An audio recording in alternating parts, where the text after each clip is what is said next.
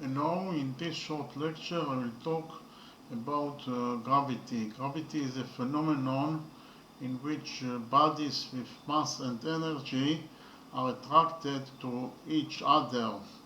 According to general relativity, gravity is a result of the curvature of space-time.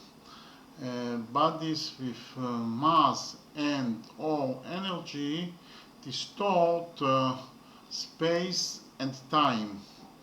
According to Newton, uh, gravity is an attractive force between masses.